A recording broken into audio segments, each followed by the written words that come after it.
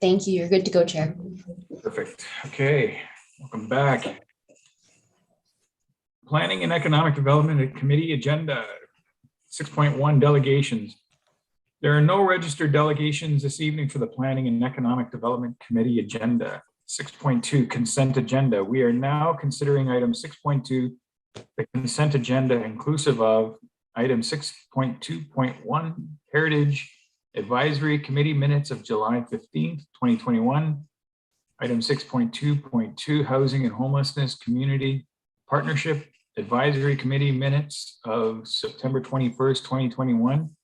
Item 6.2.3 Region of Niagara Incentives Policy AD-29-21. Would any member of council like to remove an item from the agenda, from the consent agenda items to discuss? Councilor Rinchema. Yes, thank you.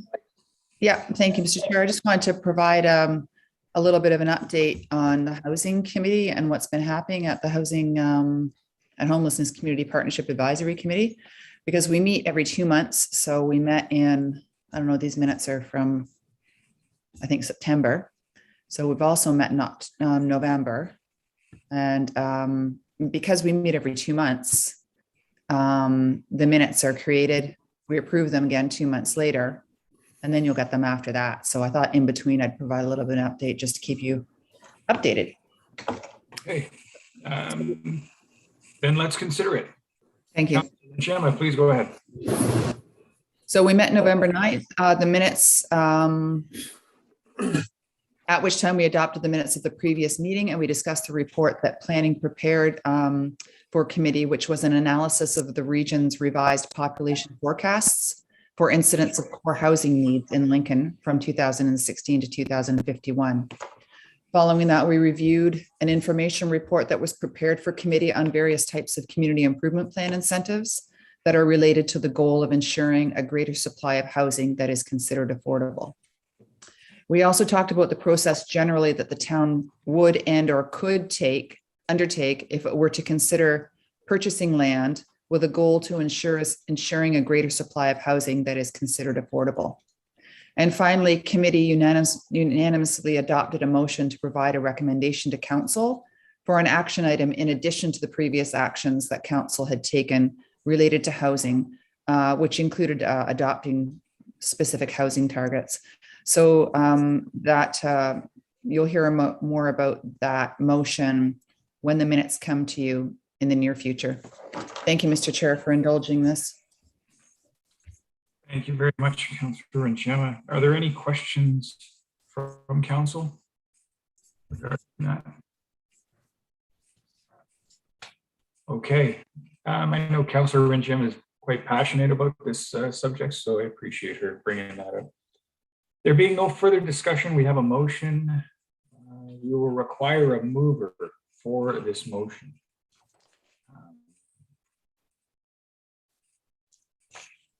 Okay, Councilor Patrick. I will now ask our deputy clerk to call out the vote.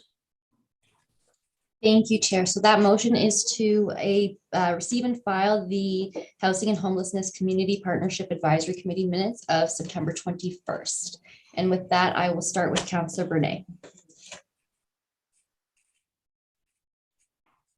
Yes. Thank you. Councilor Patriva? Yes. Chair Micklick? Yes. Councilor McPherson? Yes. Deputy Mayor Russell? Yes. Councilor Regima? Yes. Councilor Reimer? Yes. Mayor Easton? Yes. Thank you. And Chair, do you want me to call the vote for the consent agenda for the 2 remaining items? That would be terrific.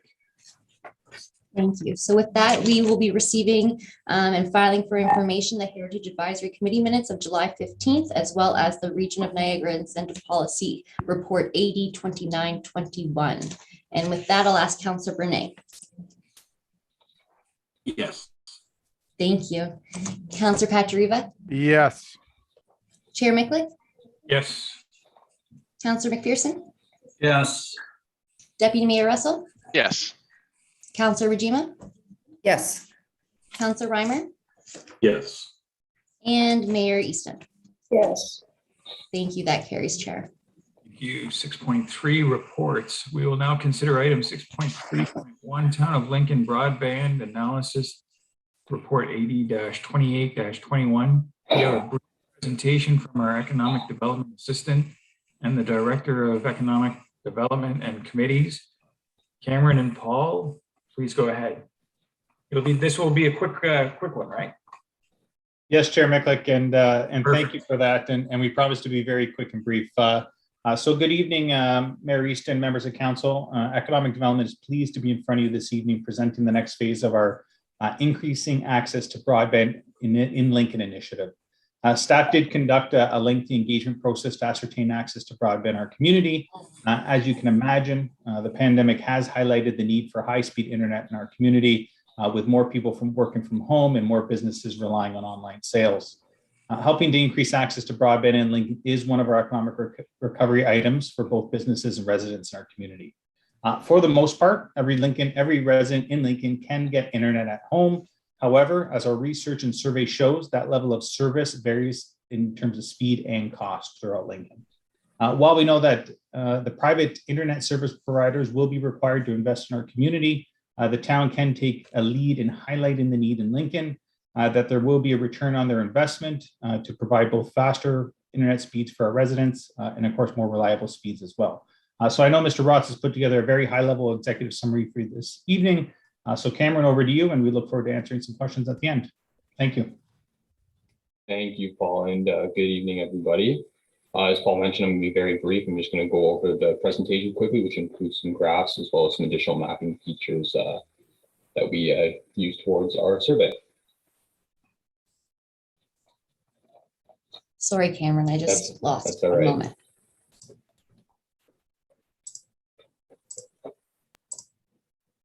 Can you see it okay?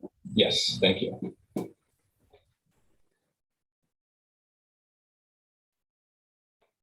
Perfect. So as council will recall from our previous broadband presentation, the Canadian Radio, Television and Telecommunications Commission, also known as the CRTC, identified that homes and businesses should have available internet speeds of at least 5010 megabits per second. Although adequate internet speeds in Lincoln were a concern before the COVID-19 pandemic, the concern grew exponentially for Lincoln's businesses and residents as more people were forced to work, shop, and live online due to provincial public health guidelines and restrictions. We created Lincoln's broadband survey to further identify the need for broadband infrastructure in Lincoln. Currently, the provincial and federal governments have a variety of programs and grants available for internet service providers to help leverage investments in underserved areas across the country and province. We will be looking to showcase the following data to our ISP contacts, including those who we have written for letters of support with in the past. Lincoln's broadband survey was hosted on speakuplincoln.ca to help boost engagement and keep residents and businesses informed on the project. In total, speakuplincoln.ca page had 381 unique visits, while the survey had a total of 344 respondents. Next slide, please. One of the most important elements that we wanted to establish from the survey is if Lincoln residents and businesses are satisfied with their current internet services, and if not, do they subscribe to the fastest internet speeds that are available?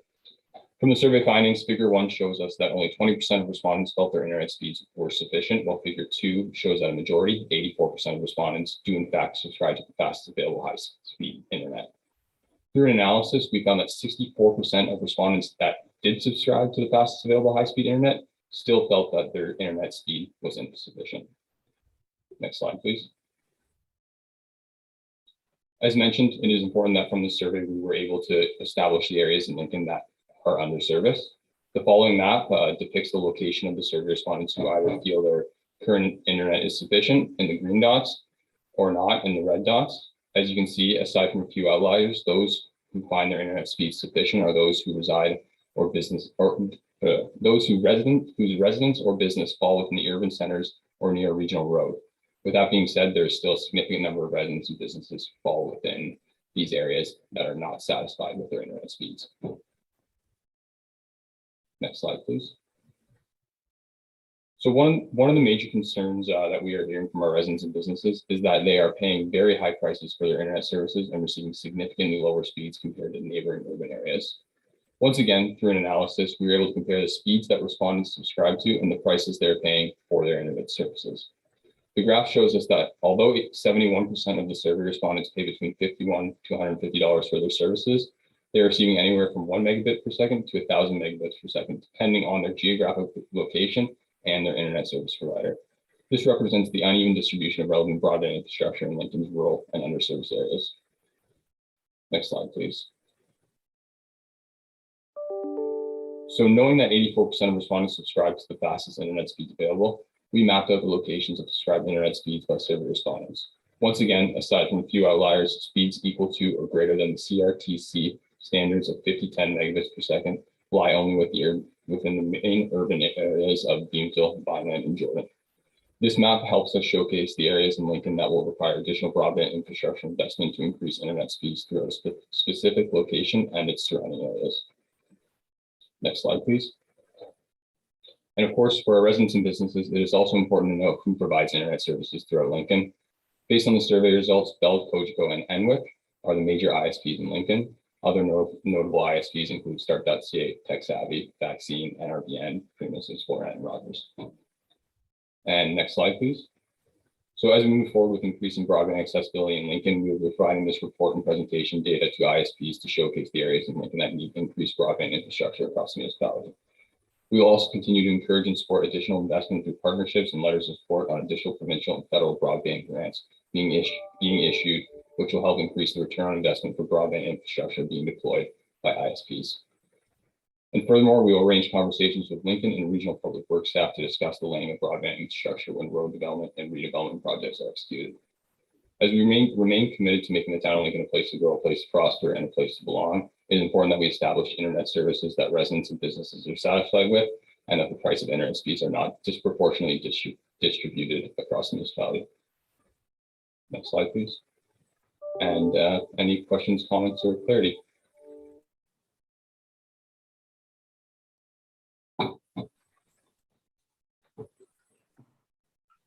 Oh, you're on mute. Thank you very much, Cameron and Director Paul Danny for that presentation. Councillor McPherson, I see your hand is up. Thank you, Chair Mikulak, and through you to Cameron and Paul, and thank you very much for the presentation.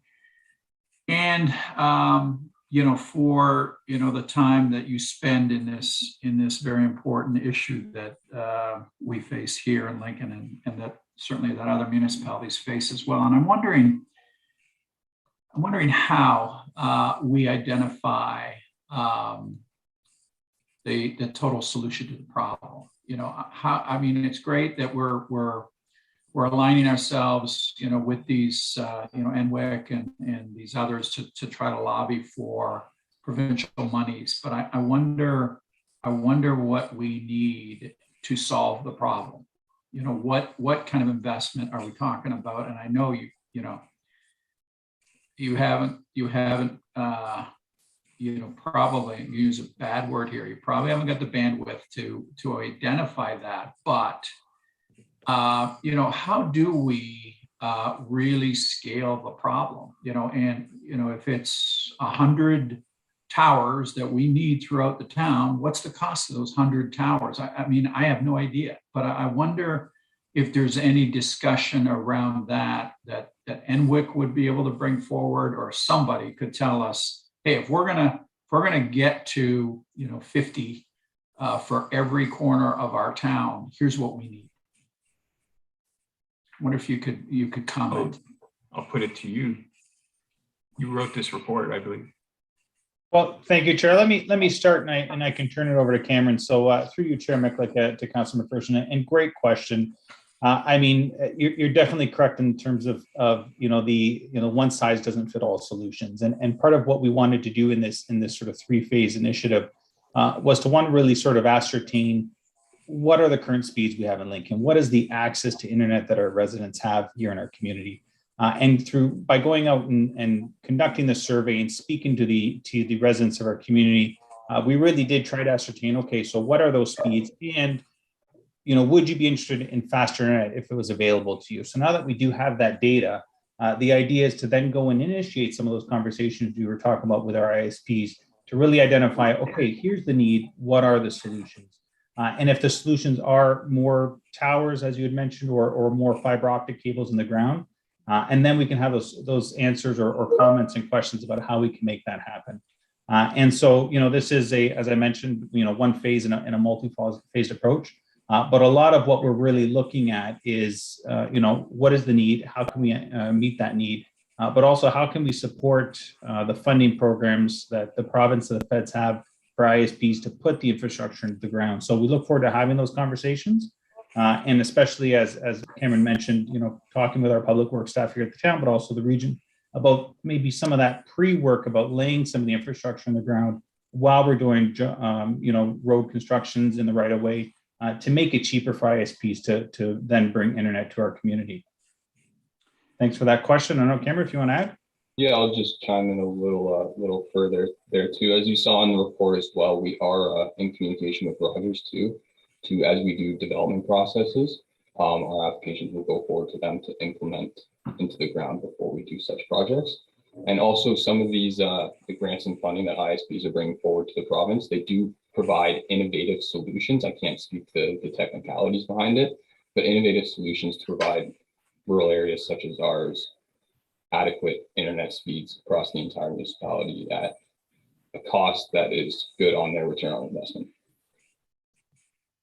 And thank you, Cameron and Paul, and great on you guys that you're spending time in this key challenge. And it's not, as we know, it's not just businesses that we're looking after here. It's residents as well. I mean, we can just look at one of our Zoom calls, and it's a challenge that everybody's got good connectivity. And so, I appreciate the work you're doing. I don't know, what other towns that don't have the resource that we have are doing. And, it is certainly got, its challenges, but, keep going. Appreciate that this is the start, and that, a survey is to identify, what are we looking at? I thought the response was outstanding. If we got almost 350 people responding to this thing, it's pretty important to a lot of folks out there. So, keep going and keep us posted. Thank you, Mr. Chair. Thank you. Mayor Easton? Thank you, Mr. Chairman. I think the report has certainly done what it set out to do.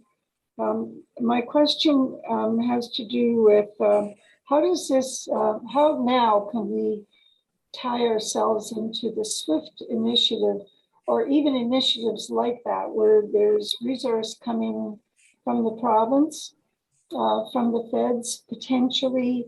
Can we begin to maneuver ourselves in line with that? I wasn't encouraged with Councillor Foster's comments on the SWIFT and how it was progressing. It seemed that there was some political interference going on. How does this fit in with that? Deanne, I'll start with you. Yeah, thank you, Chair Micklick, and through you to the mayor. So good question, Mayor. And part of this is really how do we start those conversations with organizations such as SWIFT, but more importantly, the province and the feds have really invested since the pandemic has started millions of dollars into supporting ISPs to put infrastructure to connect rural Ontario. And so, over the course of the last 12 months, we've written numerous letters of support for some of those ISPs going after things such as SWIFT, but more importantly, the province and the feds and their funding opportunities. So we've heard back from a few, and unfortunately, I know one more recently, was not successful in getting that, but there's are a number of, other sort of irons in the fire that we have, and we're hoping to get some positive responses for the community. So I'm sorry, Mr. Chairman, I don't know what that really means. I mean, it sounds like we're certainly putting ourselves out there to try and seek attention, but what is it? What is it about Lincoln that doesn't appear attractive? We appear attractive in so many other ways in terms of our access to provincial and federal money. What is our barrier here? Thank you, Mayor, and through you, Chair. So I think Lincoln is very attractive, Mayor Easton, but I think the concern or the problem that we face is what many other rural communities face in Ontario and urban centers as well. is that we have a lot of municipalities and ISPs vying for the same sort of proverbial pie, and we're hoping that through some advocacy, at Roma and AMO, but also through our support of these ISPs applying for the funds, that we will be successful at some point in securing some money for broadband expansion in Lincoln. Well, it's great to have a good baseline, so thank you very much, Cameron, for your work and for the report. Thank you, Paul. Thank you, Mary Easton. I found slide 3 particularly interesting. I seem to fall into that category where I'm paying for the most and I'm not sure I'm getting the most. And that if we can slide the needle on that one, but I'm curious how we're going to do that, because these are privately operated companies, corporations. So that's certainly will be a challenge. There being no further discussion, I have a motion moved by Councillor McPherson, receive and file for information report AD-28-21 regarding Town of Lincoln broadband analysis. I will now ask our deputy clerk to call out the vote. Thank you, Chair. Councillor Brunet, Yes. thank you. Councillor Patriva, Yes. Chair Micklick, Yes. Councillor McPherson, Yes. Deputy Mayor Russell, Yes. Councillor Rajima, Yes. Councillor Reimer, Yes. and Mayor Easton. Yes, Thank you. That carries, Chair. There being no additional reports to consider for the Planning and Economic Development Committee agenda, we have now concluded the Planning and Economic Development Committee agenda. We will now rotate to allow Councillor and Chair Paul McPherson to assume the chair at this time for the General Business and Finance Committee agenda. Thank you. You, Chair Micklick. There are no registered delegations this evening for the General Business and Finance Committee. We now move to consent agenda. We're now looking at item 7.2.1, the Lincoln Public Library Board Minutes of October 19, 2021. Is there any member of council that would like to remove this item from the consent agenda to discuss? Seeing none, there being no further discussion, I have a motion moved by Councillor Russell that council receive and file for information the consent agenda inclusive of item 7.2.1, Lincoln Public Library Board Minutes of October 19th, 2021. I will now ask our deputy clerk to call out the vote. Thank you, Chair. Councillor Brunet, Yes. Councillor Patriva, Yes. Councillor Micklick, Yes. Chair McPherson, Yes. Deputy Mayor Russell, Yes.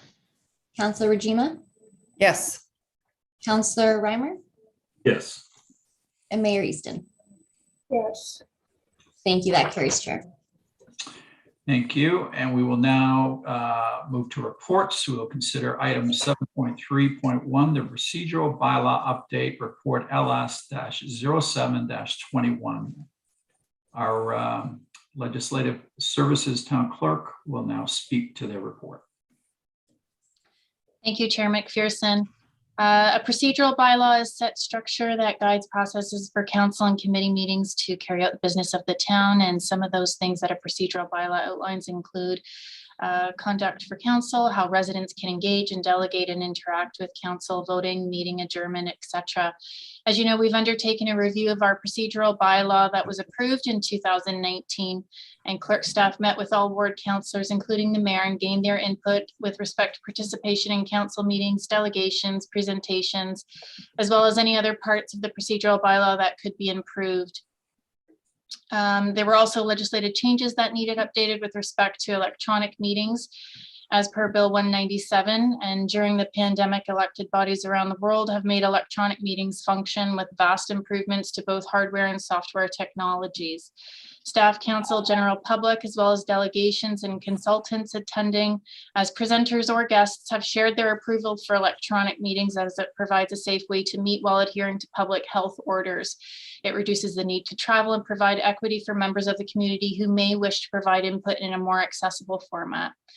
So as noted, this is council's procedural bylaw, and these suggested recommendations in the report are to provide for more efficiencies and reflect the current legislation.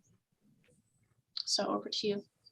Thank you, Madam Clerk. So we will be voting on each amendment separately this evening. And then we would open it up to any counselor that would like to add an amendment for discussion. Do members of council have any questions? I will also note that we would open it for discussion for each of the amendments in the report. So we will proceed. We'll ask Deputy Clerk to proceed with the first motion for consideration. Thank you, Chair. So the first one is in regards to Section 9, the speaking limitations. And it reads that prior to accepting a motion, the chair will permit up to 2 questions from each member directly related to the matter under discussion. No member shall speak more than 2 rounds on any item of business, and a member may ask a question only for the purpose of obtaining the facts relevant to the matter under discussion and necessary for clear understanding. All questions will be stated succinctly. It shall not be used as a means of making statements or assertions. Any comments from council? Deputy Mayor Russell, go ahead. Thank you, Mr. Chair. I've got concerns with this one. Again, I think that limiting us really then to a 4-question maximum limits our ability to be functional and to do our job well in some regards. I know that this is a time-saving measure, but I think also it does strip us of a little bit of the requirements that we need to be able to ask freely. And sometimes there are follow-up questions that if we all of a sudden we're limited to 2 rounds and 2 questions each, we may miss an opportunity to ask something that's very important and pertinent. So I would be against this as it is proposed. I think the current system is set up quite well. As long as we manage our time and our questions more efficiently, I 100% agree with that. But again, I think this amendment is a little bit too far. So, Madam Clerk, do we take that as an amendment to the amendment, or do we want to deal with that? Well, I mean, what I would say is, Deputy Mayor Councillor Russell has put forward to have it stay the same. And so what you can do is just to, I would vote on what's being recommended. If that fails, then it goes back to what's originally there. Okay, very good. Any other comments to this amendment?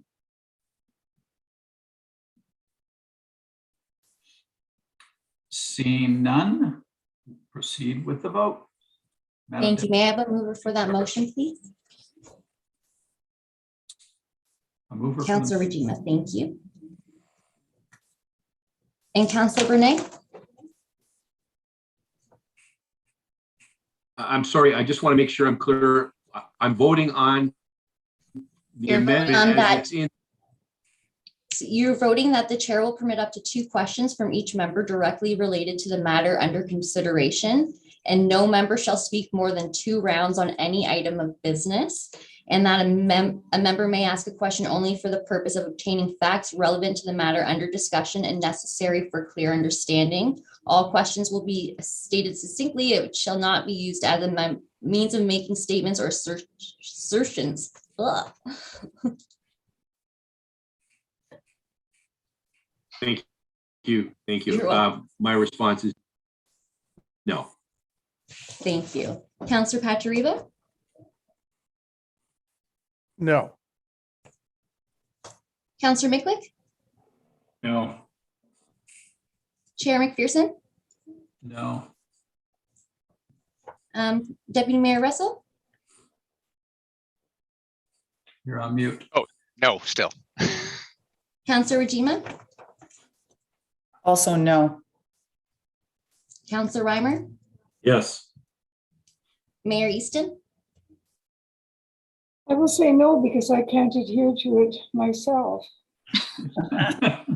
and that is defeated. Okay. Next on the list. Okay, so the next amendment is in regards to section 16.7, which is voting and recorded votes specifically. And the motion reads that in accordance with section 246 subsection 1 of the Municipal Act, if a member presents at a meeting at a time of a vote request immediately before or after the taking of that vote, that the vote be recorded, each member present, except a member who is disqualified from voting for the act, shall announce his or her vote openly, and the clerk shall record each vote. Additionally, section 246 subsection 2 of the Municipal Act provides that a failure to vote under subsection 1 by a member who is present at the meeting at the time of the vote and who is qualified to vote shall be deemed to be voting in the negative. Any questions to that amendment?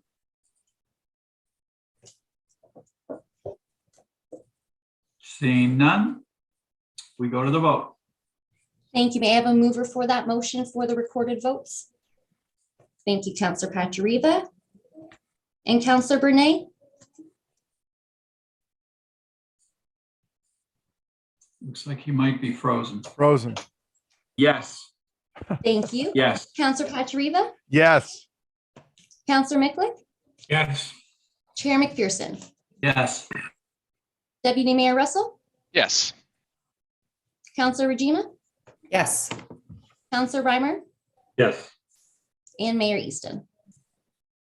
Yes. Thank you. That carries, Chair. Great. Next item. All right. So the next item is in response to section 10.2, notice of meetings, and it reads that notice of all meetings of council and committee agendas shall be provided to members and posted to the town's website as soon as practical.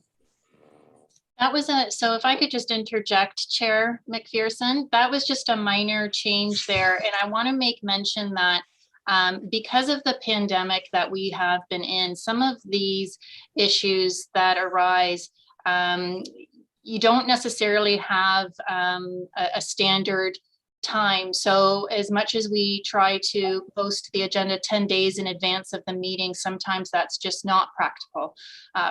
So that is just a minor change. If council wants to vote on that and set a definite timeline, you can, but I would caution you to not necessarily hold yourselves to that because of some unexpected things that can arise. And so we need to be flexible in that. So I would maybe ask Chair for some consideration on not really going down that path to vote. I appreciate that, Madam Clerk. I would look for clarification in defining what is practical and what I would be possibly concerned with is going back to what we experienced in the last term of council, where we were getting agendas on the Friday before a Monday meeting. And I know that's not where you're suggesting we're going, but it just seems so open now to me that I think there should be some wording in there that says we commit to supplying a agenda 10 days in advance. If there is a change to that agenda, we will bring that forward, that type of thing, so that at least we get the core of the agenda well in advance. I mean, tonight's agenda was 284 pages, so we get it well in advance, and then if there's an added report or an added this or that it comes by the Thursday before the Monday meeting, something along those lines. I just think that the wording here is just not firm enough, if you will. I think, Madam Mayor, you have a question to that. Mr. Chairman, I'm also looking for something a little bit more specific, keeping in mind that we have had, many occasions over the last months where we know it's really taken quite an effort for staff to maintain a good gap, because the agendas are pretty substantial. The reports are pretty substantial. So I'd like to see something more specific.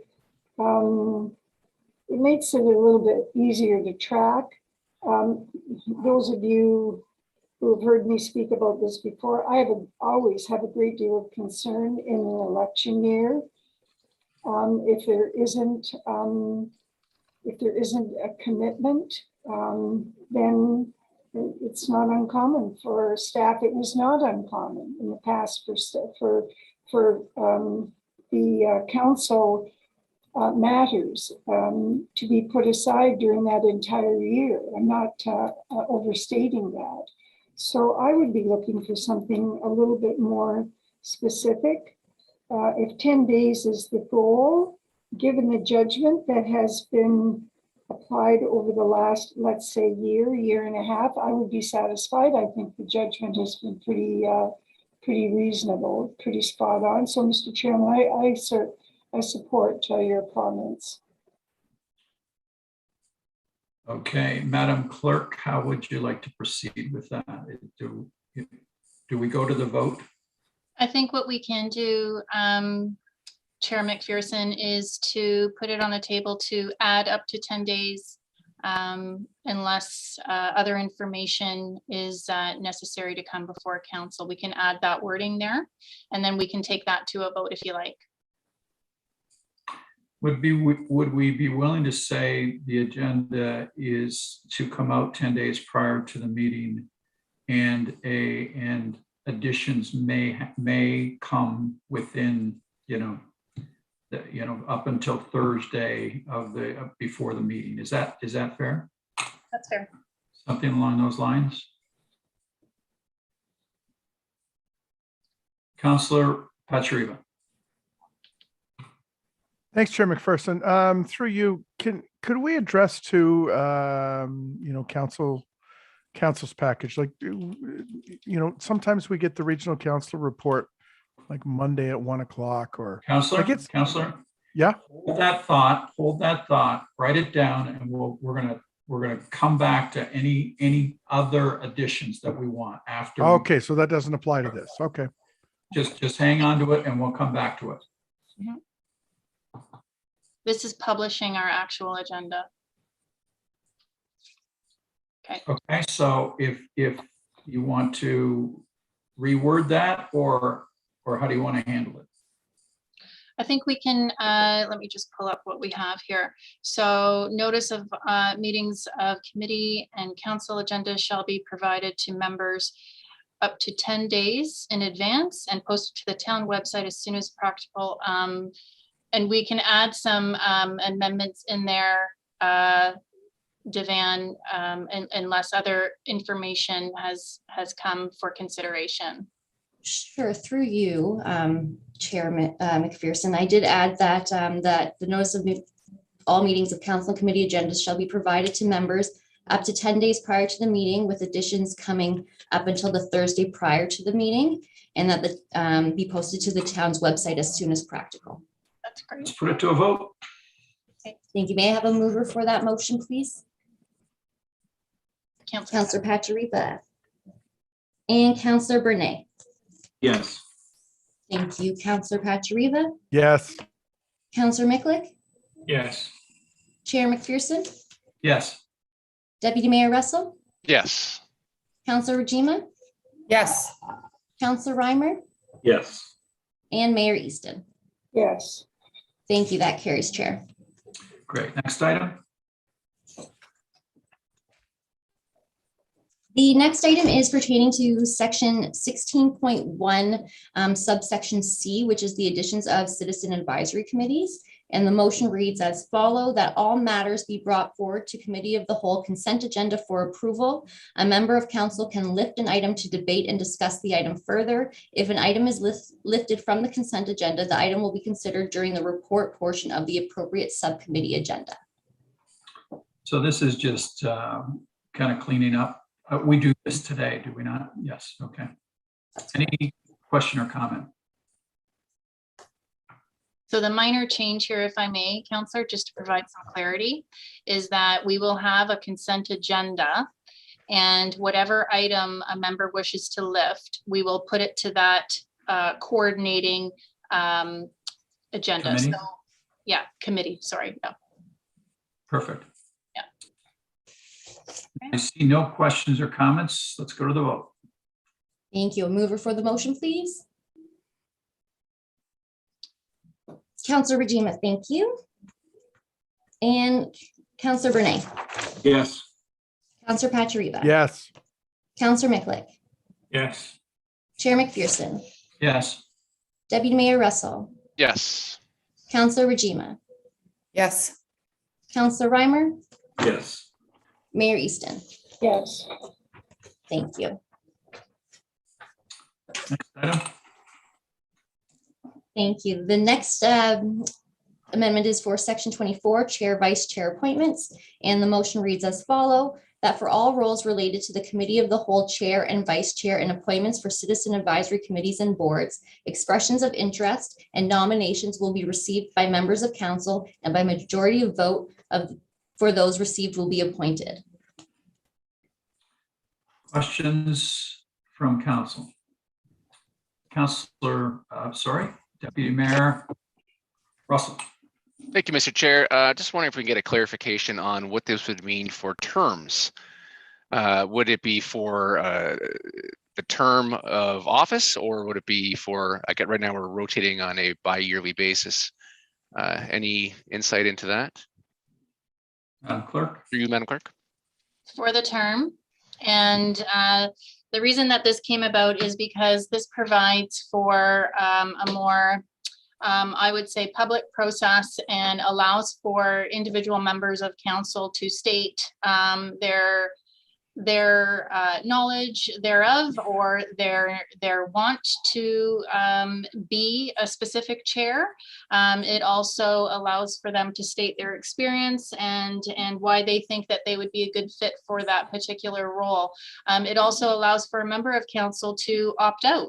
And right now, what we do is that we do an automatic switch and a rotation. And so if there's a member of council that doesn't wish to be a chair nor a vice chair, this provides them the opportunity to opt out and have others take on that role if they so wish. And it also goes forward, and nominations are taken, and then we carry out that way. Okay. Thank you, Madam Clerk. Through you, Mr. Chair, just a or I guess a follow-up. Sure. Okay. Like we do we do have the ability to opt out now. I believe if a member so chooses, they are unable to fulfill the requirements of the committee, they do have the ability, as we've seen in the past, to switch out. The one thing that I do think is a strength of our current system is it allows us to rotate and gain experience in on committees and with boards and with people that we may not necessarily be allowed to if we are basically left with either one committee for the entire term, or possibly no committee, depending on whether or not you were voted on by your peers to that committee. So I will be voting against this. Thank you. Councilor Regima. Thank you, Mr. Chair. I remember it was this council that I believe went through significant discussion and decided to come up with a procedure whereby we rotate annually, or whatever the current process is. So, and I think there was probably pretty good reasons for that. And given that this procedure bylaw is proposed to go into place sort of immediately, I would also vote against changing this procedure for this term of council. Thank you. So point of clarification, Madam Clerk, would this apply to the change of vice chair and chair come January 1st, or would this take effect for the next term of council? That's a good question. I would say that this comes about for January. This is our procedural bylaw. And so once that this is ratified, I would say that this does go forward to January 2022. There could be an amendment put forward that this doesn't apply until the next term of council. So you could put that provision as well. Okay, thank you. You're welcome. Oh, pardon me, before you start, Councilor Mikulik, Councilor Rajima, are you finished with your questions? Thank you. I was actually going to ask a question of clarification to what we just heard from the clerk. Thank Sure. you. I mean, would not the next term of council, being a whole new council, be re-looking at their procedural bylaw anyway, and it's up to them to sort of decide how they want to conduct this? So, So a procedural bylaw through you, Chair McPherson, to the councillor. You don't necessarily revisit a procedural bylaw unless it's legislatively required or every few years. Right now, this is before you because I've had to bring some new legislation into it, and this was provided another opportunity to take a look at some efficiencies that we could do. But you are right, Councillor Rajima. You know, a procedural bylaw could be brought forward by members of council's request to do another review and to change whatever they wish. yeah, so I think that if this council agrees that this is the process that we want to continue on with, we might as well leave it for the next term of council anyway, because we're agreeing that it's a good system. So I'm going to say what I said earlier, and I'm going to agree with Councillor Russell. Thank you. Thank you, Councillor. Councillor Mikulik. Thank you, Chair McPherson. I'm all about having the best position, you know, the best counselors in the best positions. However, I worry that with this new policy, somebody new, a new counselor will not have a chance at all at even having a chance at taking on the role of a chair or vice chair. You know, just by not having the same relationships as a current or existing council. So whether how we choose it by choosing numbers out of a hat in terms of the picking order, I mean, it certainly puts us all on an equal playing field in terms of our capabilities or our status on council. And I think that it affords everyone an equal opportunity, whether you're new to council or whether you've been on council for 14 years, the same chance at acquiring the role of chair or vice chair, just as equal a chance as everyone else. So I will be voting no to this as well. Thank you. Mary Easton.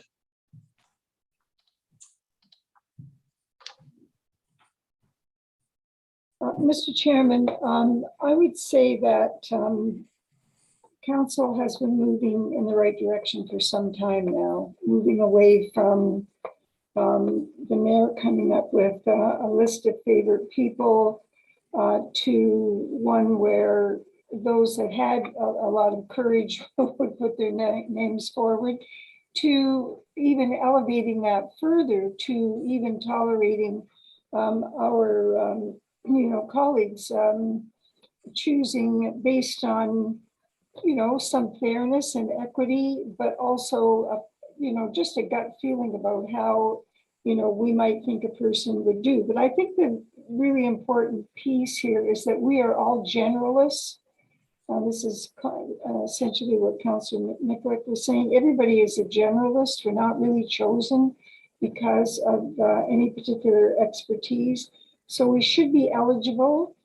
I think that our constituents elect us to be able to hit the ground running, if you will, not have to wait to pay dues or whatever those, traditional kind of things were. So I think that the system that we have is pretty fair, and maybe there's people that would like a little bit more. Maybe we can find a way to fine tune that part of it. If people are feel that they're being left out, that can happen.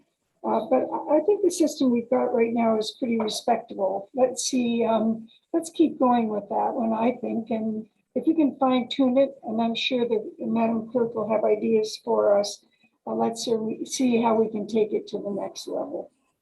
Thanks very much, Mr. Chairman. Thank you, Madam Mayor. Councillor Reimer. Thanks, Chairman McPherson. For me, I am in favor of this motion only because I think what I've learned is that, especially for someone like the chair of the Economic Planning and Economic Development, I think continuity is way more important than everybody getting a chance.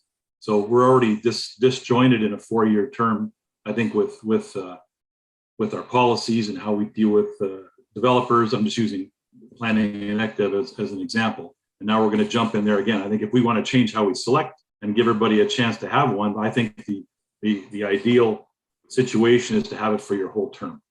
If we want to decide to make it more fair and equitable, I think it's very disjointed the way it is now. That everybody gets a chance, but then we change back and forth a couple times, right? So to me, it doesn't seem to have a continuity in budget as well. Same kind of thing. We have. I realize there's the opportunity to give people chances, but I think from what I've seen or what I've experienced, I think our council would function better with people doing the whole term in whatever position they are.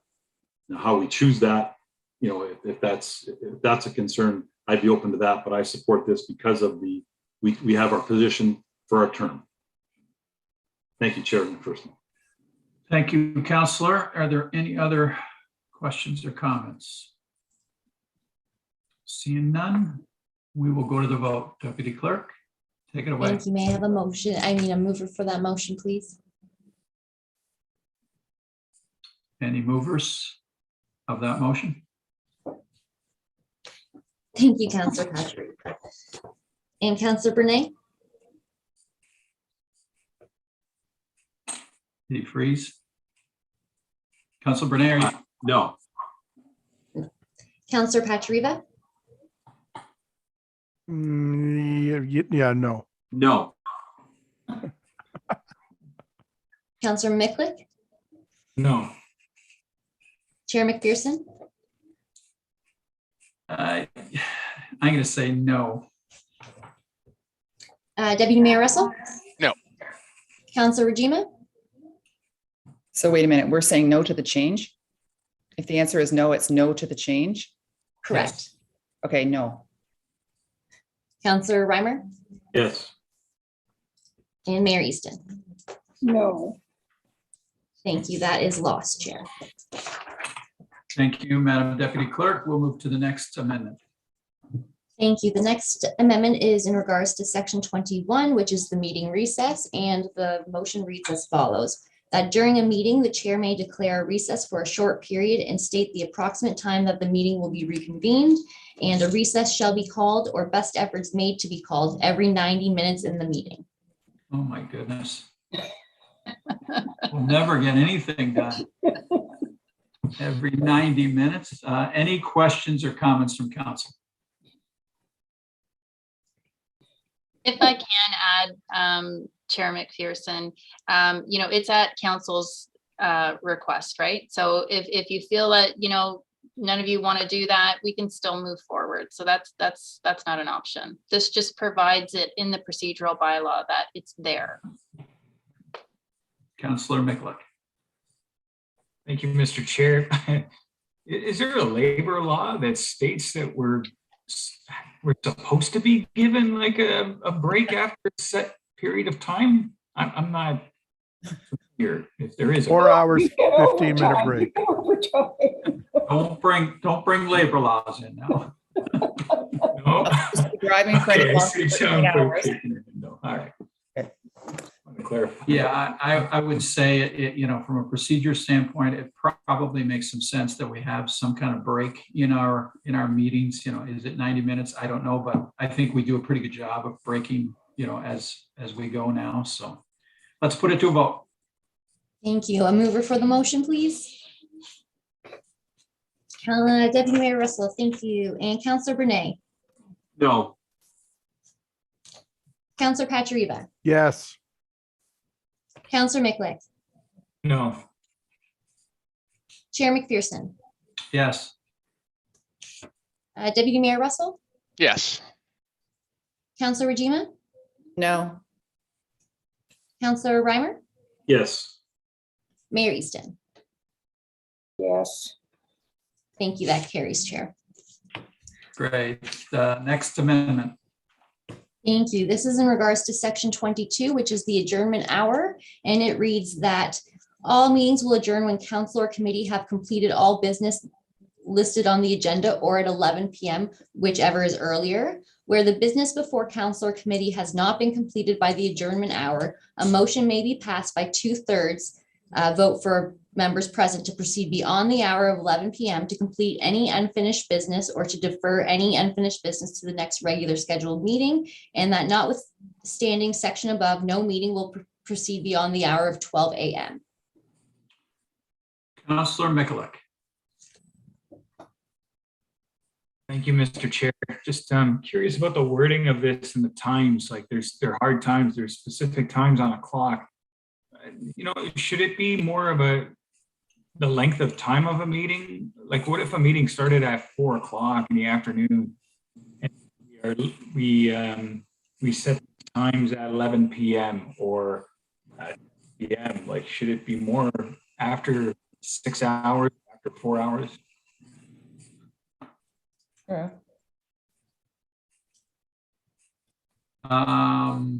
Is that through to the town clerk, Councillor? I would think so. So that's hard to gauge, Counselor. And I think that when you do have a set time that's in front of you, you have the opportunity to decide what's important on that agenda and what needs to be kind of dealt with first. I think if you're saying that, within 3 hours, we need to do this, I don't think that that's an actual set time. And a procedural bylaw should be quite clear on the rules of order for council and how they govern themselves during their meetings. And so I do think that a time is necessary. And you'll find that most procedural bylaws do have a set time. It's not within a 3-hour time period or that there is a set time. And I do appreciate that. It's just the procedural bylaw will only account for meetings that occur with the assumption that the meeting starts at 6 p.m. Is that what the assumption is, or?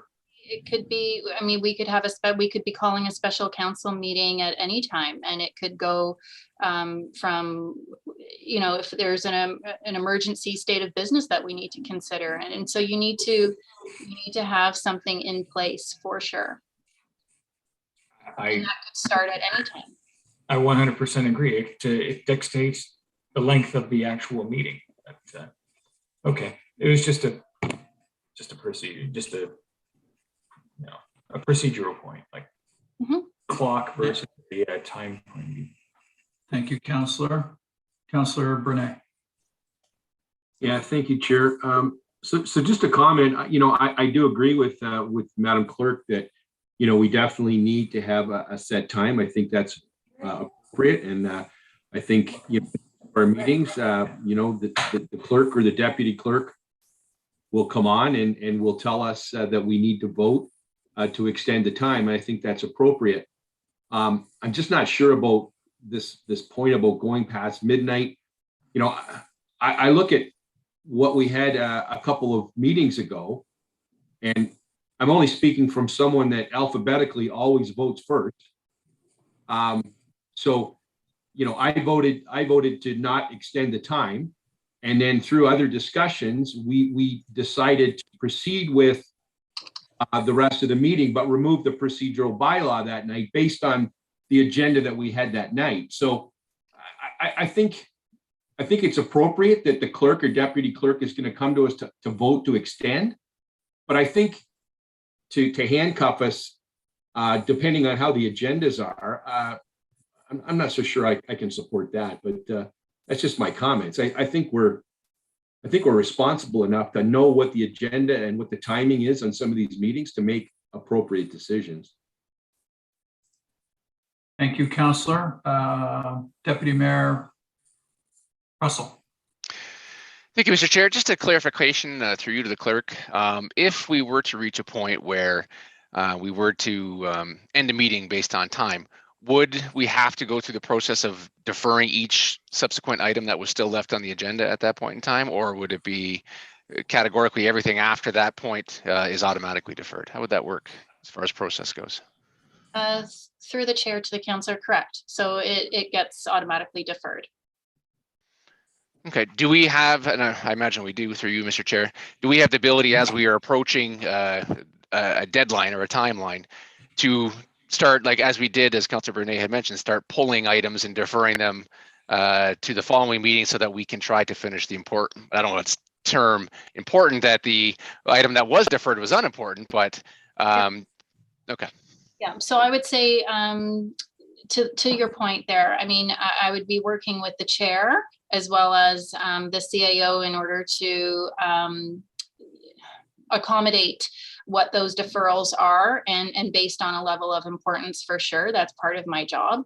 And so that would definitely be a consideration. I do want to go back to Councillor Bernay's comment about voting first. So Councillor Bernay, just to that comment, when we are back in person in a hybrid model, I do want to let you know that with the technology that is coming, the upgrades, we are addressing the order of voting, and so it'll be more on an anonymous basis, and so it's going to be whoever gets their vote in through the voting system, it's going to be looking a little different, and I can speak to that a little bit later, but I did want to let you know that will be changing so that it's not the names called in sequence, and that will change as of January.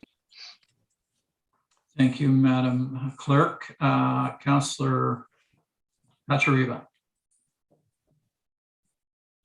All done? All done? Okay. And I guess my comment to this one would be that we are very consistent in calling the vote at 10 o'clock currently, but we are not consistent in ending the meeting at 10:30. So I think it's about enforcement, like any bylaw. So, I would suggest that midnight not be the stop point, that it be more around 11 p.m. as that is then a 5-hour meeting. And I think beyond a 5-hour meeting, we start getting restless, and the reports that are coming post 11 o'clock do not get the attention that they deserve. So we will let this vote go through, and then maybe we can take another stab at it after the amendments are done, and we can come back to revisit this one. Okay. Thank you. So through you, Chair, just to clarify, that motion is to same as I read before, so 11 o'clock. And then at that time, we would take the vote, and then nothing proceeds beyond 12. So with that, I'd ask for a mover, please. Just to put it on the floor. Thank you, Councillor Rajima. Thank you. And Councillor Bernay? Yes. Councillor Pachariva? No. Councillor Miklick? No. Chair McPherson? No. Deputy Mayor Russell? No. Councillor Rajima? No. Councillor Reimer? No. Mayor Easton? No. Thank you. That is lost, Chair. Thank you. Next amendment. And with that being said, just looking at the time, I would ask that committee waive the rules and proceed beyond the hour until the agenda is completed. Good timing, I know. And with that, I'll ask. We are currently at 9:50. Is that where we're at? How many more amendments do we have? We have 10 until 10. But how many, do we have too many more? Are there 3 or 4 more? We For have the procedural bylaw?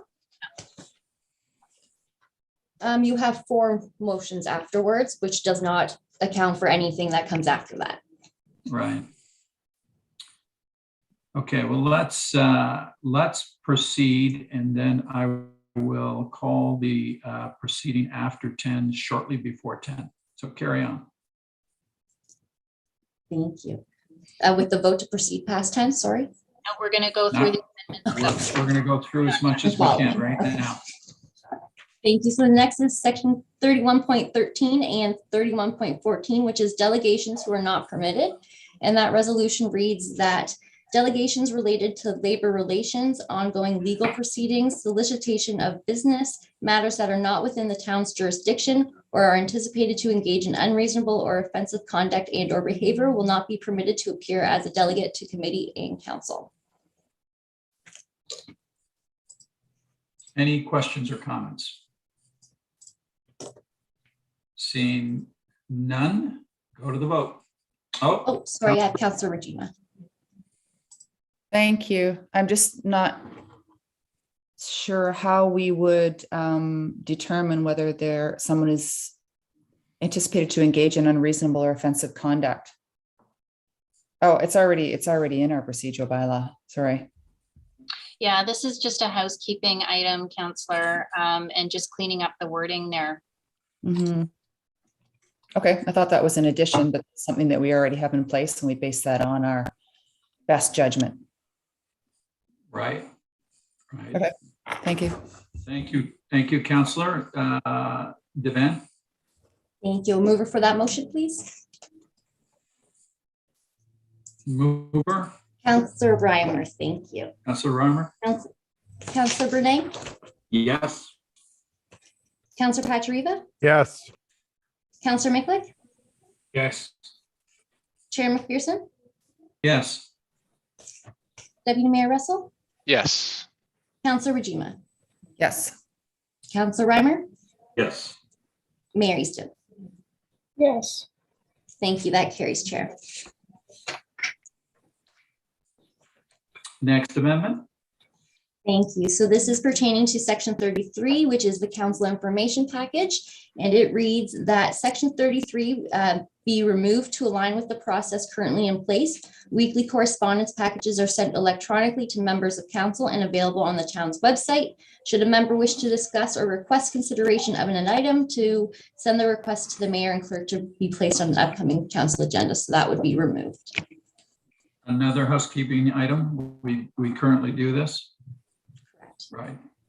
Any questions? Seeing none, let's go to the vote. Thank you. A mover for the motion, please. Councilor Renee, thank you. And with that, I'll ask for your vote. Yes. Thank you. Councilor Patriva? Yes. Councilor Micklick? Yes. Chair McPherson? Yes. Deputy Mayor Russell? Yes. Councilor Regina? Yes. Councilor Reimer? Yes. Mayor Easton? yes, Thank you. That carries. Okay.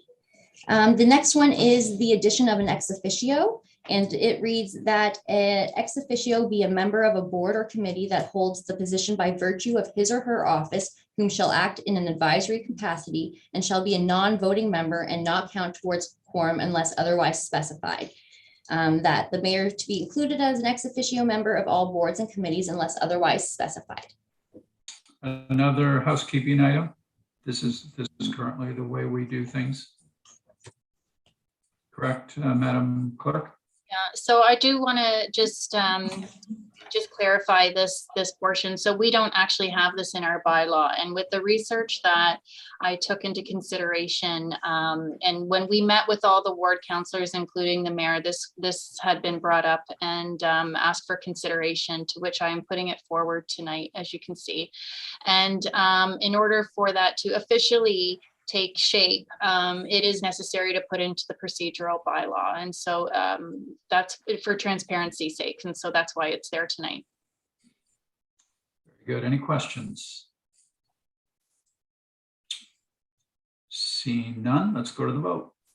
Thank you. And may I have a mover, please? Thank you. Deputy Mayor Russell. And Councilor Brunei? Yes. Councilor Patriva? Yes. Councilor Micklick? Yes. Chair McPherson? Yes. Deputy Mayor Russell? Yes. Councilor Regina? Yes. Counselor Reimer, Yes. Mayor Easton. Yes. Thank you. That carries. Next amendment. Thank you. And this is the final one that's attached to appendix. It's a long one, so bear with me. It is the addition of petitions, and it reads that the following requirements apply to every petition submitted to the town of Lincoln. Attention to the clerk. A, the petition must be addressed to the town and contain a clear statement, purpose, and outlining the request of a particular action within the authority of the council. B, be typed or legibly handwritten in pen, no pencil. C, use an appropriate and respectful tone. It must not contain any improper or offensive language or information. D, clearly disclose on each page that it will be considered a public document and that information contained in it may be subject to scrutiny of the town and members of the general public.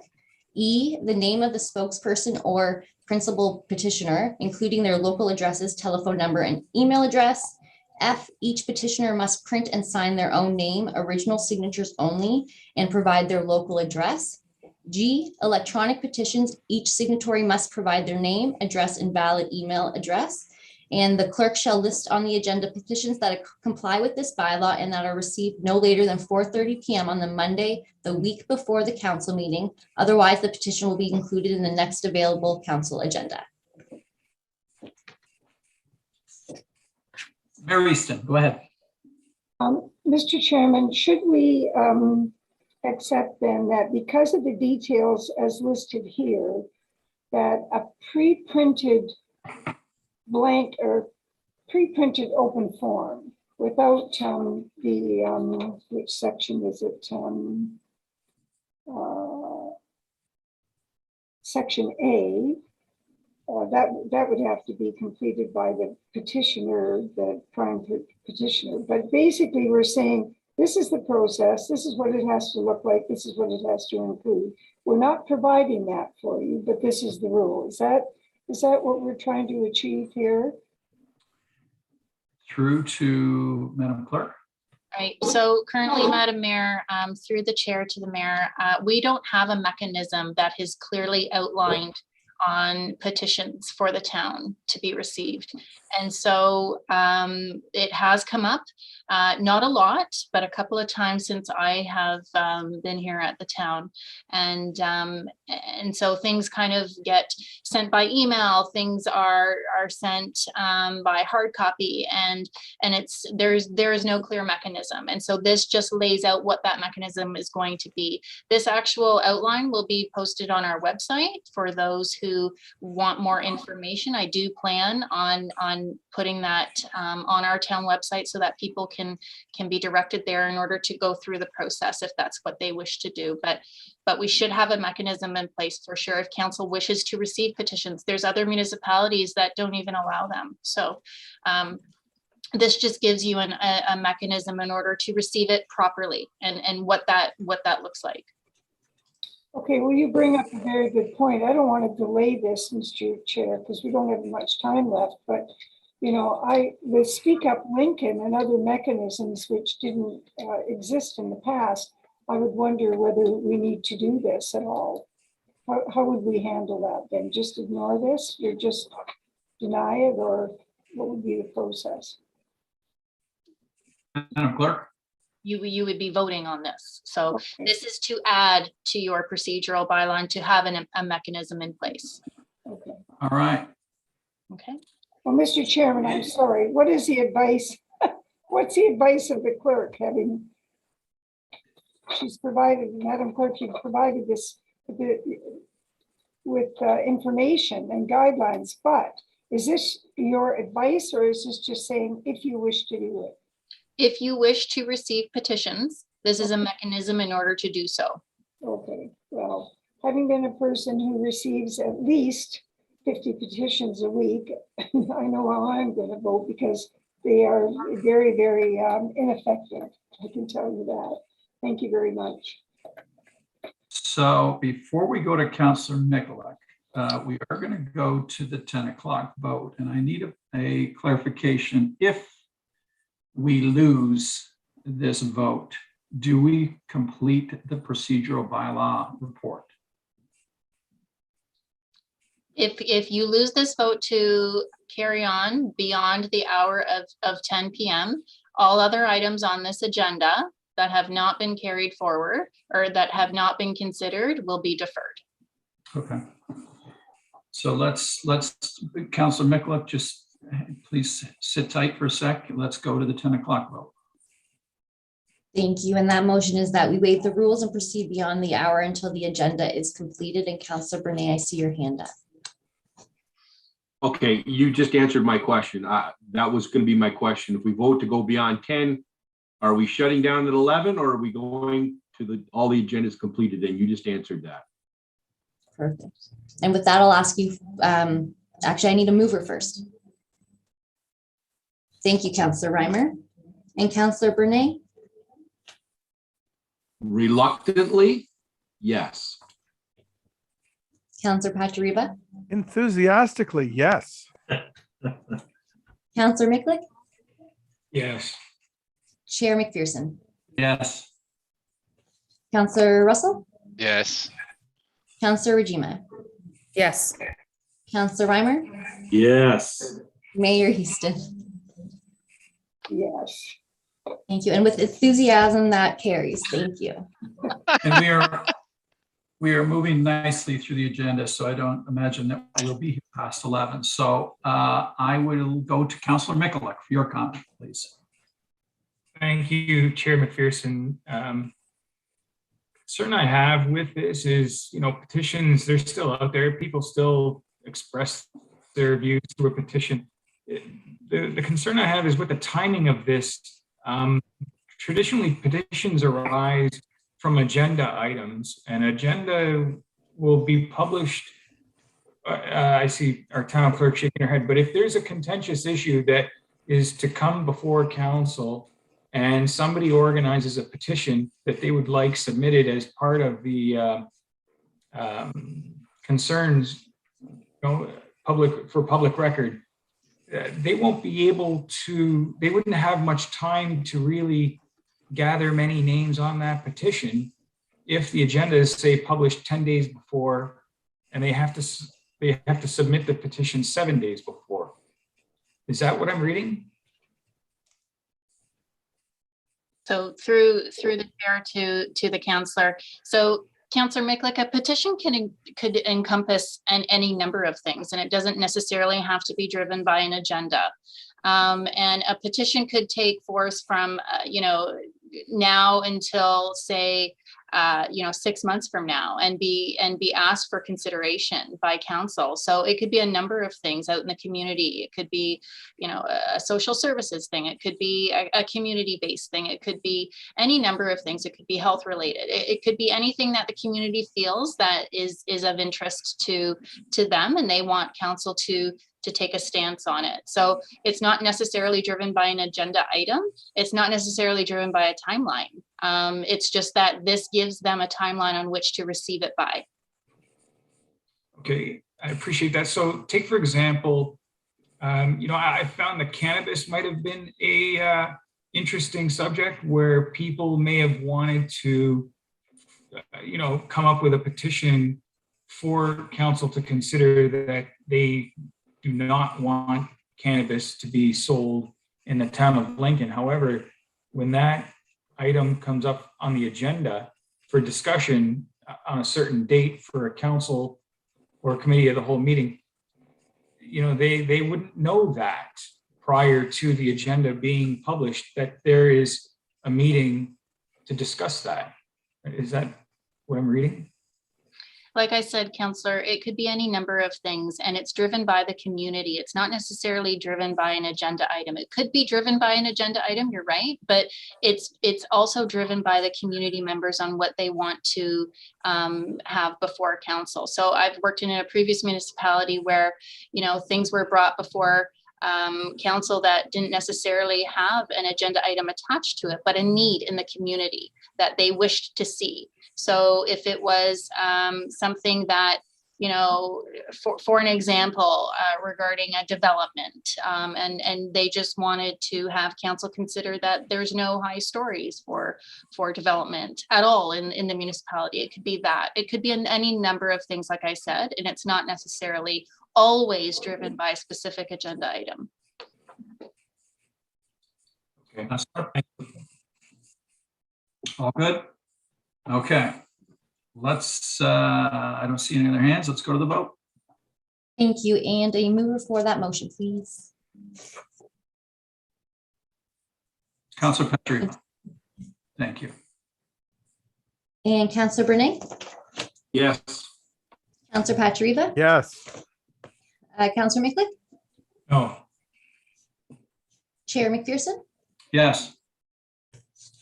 Deputy Mayor Russell, Yes. Councillor Rajima, Yes. Councillor Reimer, Yes. Mayor Easton. I'm sorry, Mayor, I didn't Oh, hear your, No, thank you. That carries. Great. So, Madam Deputy Clerk, is that our last amendment? That is our last amendment I prior will- to the finalization. I will now open the floor to any other amendments. Councillor Pachariva, I think you had one that you wanted to talk about. Thanks, Chairman First. Yeah, just the timing of regional council report. Like, it should be Friday by noon, like everything else. Like if things happen Thursday night, save it for the next one. Like, I'm sorry, I'm on the road and working and I don't see it. Sometimes until the meeting starts. So are you suggesting that we put in our bylaw, procedural bylaw, that the regional report be received by Wednesday, by Tuesday, prior to the council meeting? or by Friday, whatever's convenient for clerks when they Okay. publish on Friday. Like we'll give them a little bit of leniency, but this Monday afternoon, Okay. it's not working. So we should hold them to the same level that we're holding ourselves. Madam Deputy Clerk, do we put that to a vote? Councillor Michalek, do you have a comment with regards to this? Or are you on another topic? Just for clarification, is the regional counselor obligated to provide us with a report each council meeting? no. Chair McPherson, I can answer that if you. Go ahead. So thanks, Chair Michalek, or sorry, Councillor Michalek and Councillor Pachariva. In our current bylaw, it states regional counselor may present updates as to relevant business being conducted at Niagara Region. That's what the current wording says. And it doesn't state a timeline. It doesn't state when to receive, but it states may present. So he's not obligated to at all. And so he does come on a monthly basis. And we do encourage him to submit more earlier. It does vary on when we do get the reports. Appreciate that. I do appreciate his reports. I just worry about the wording in the procedural bylaw and the expectation that we may place procedurally where we're not really able to do so. That's the concern I have with that. Thank you. Thank you, Councillor. Councillor Bernay, is this on the same topic? Yes, it is, Chair. Go right ahead. So I would, say similarly that, I can remember a time when, never mind about getting a report, we didn't have a regional counselor come to our meetings. So I don't want to handcuff.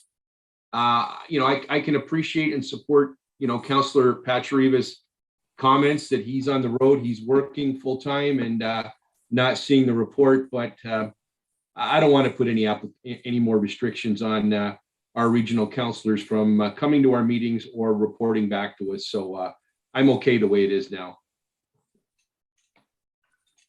Very good. Councillor Pachariva, you're up. Yes, I will remove that request and ask that one of you call me and fill me in on my drive. Merci beaucoup. We'd be happy to. Thank you. You retired cats. All right. Any other amendments to the current procedural bylaw suggested here? I'm not seeing any. I had one written down and Julie spoke to it. I had that for voting procedure that we would move away from the alphabetical listing, starting with Councillor Bernay and up until tonight's meeting. I think I was second on that list. And I think it makes sense to have a random list. I would also add to that, and I don't know how the rest of council would feel about this, but a suggestion that the chair go last. That the chair of a committee or the chair of a meeting be the vote to break the tie. You know, if there is a tie. So if that can be also incorporated into our automated system, if that's possible, that'd be great. But I am very encouraged to see that we will change the current voting procedure. Councilor Regima. Thank you, Mr. Chair. I'm just going to agree with that. I think when we had our discussions with the clerk's department about our suggestions of how we would like to see changes to the procedure bylaw, that was the one that I had said also, was to sort of do it on more of a random basis, the voting. And I think we used to, in the past, always go to the chair last. So I agree. I like that idea as well. Thanks. Okay. Madam Deputy Clerk, are we in a good spot now? Are we good? We are in a good spot. I just want to ask the town clerk if she would like the vote on the committee chair voting last. No, so I'll do a little bit of a clarification with that. So once we go into training for the hybrid model features and what that looks like, there's some technology upgrades that we'll also be training council on. And one of them is the voting feature through eScribe, which is our agenda management system. And so that will address the voting and all of that. And I don't believe we do need to add that, but if council wishes, we can definitely say that we can add that. I don't believe it's necessary at this time, though. It'll address itself once we go through the training. Thank you. Very good. I see Mary Easton's hand up. Mr. Chairman, I just wanted to confirm that that's the way eScribe works. Everybody votes at the same time. The green check marks come up or the X's come up, and it's as random as you would want it to be. And since we don't have any provisions either here or at the region for the heads of council to break ties, that's also something we don't have to be concerned about. And that was always why the mayors went last, I believe, but that's long gone. I think eScribe will fix it for us. I know it will, because that's how we vote with eScribe. Very slick. Thanks. Very good. Okay, so there being no further amendments, I have a motion moved by Councillor Pachariva that council receive for information report LS-07-21 procedural bylaw review, and that council accept amendments as outlined in Appendix A of report LS-07-21, and that council repeal bylaw 2019-121 attached as Appendix B and replace with procedural bylaw to 2021. I will now ask our deputy clerk to call the vote. Yvonne, go ahead. Thank you, Chair. So with that being said, I just wanted to note that I put the council accept amendments as outlined as they differ from Appendix A. And with that being said, Councillor Bernay. Enthusiastically, yes. Councillor Pachariva. Emphatically, yes. Councillor Micklick. Yes. Chair McPherson. Yes. Deputy Mayor Russell. Yes. Councillor Regima. Yes. Councillor Reimer. Yes. Mayor Easton. Support. Thank you. That carries. Thank you, Devan. We will now consider item 7.3.2, the 2022 calendar of meetings, LS-08-21. Our Manager of Legislative Services, Deputy Clerk, to speak. Thank you, Chair, and through you. The purpose of this report is to obtain council's approval of the 2022 meeting dates for council standing committee and advisory committees. As you are all aware, our town committees and council have met electronically throughout the year due to the COVID pandemic, and staff and members have adapted well to the electronic format. Our legislative services team has been working with IT services, as our town clerk has mentioned, as well as the town's vendor on upgrades to the town council chambers, which will allow for both in-person and remote participation. And we will be moving to this hybrid format as soon as possible. In 2021, council and advisory committees did maintain their regular scheduled meetings, which did include workshops and statutory public meetings under the Planning Act. All meetings were and will continue to be advertised on the town's website, social media, and news outlets. And additionally, we do live webcast the council and committee meetings on our town's YouTube channel, which staff do recommend continuing this practice as advised by our ombudsman to ensure open and transparent government. While preparing the 2022 meeting calendar, staff considered past practices, statutory holidays, annual conferences, the March break, the 2022 municipal election, as well as the government structure for meetings that was already adopted by the town council. As a result, staff recommend the meeting schedule as outlined in Appendix A of the report. I will note that there is a Housing and Homelessness Community Partnership Advisory Committee meeting on January 11th, which should be added. So please just note that amendment. And back to you, Chair. Any questions from council?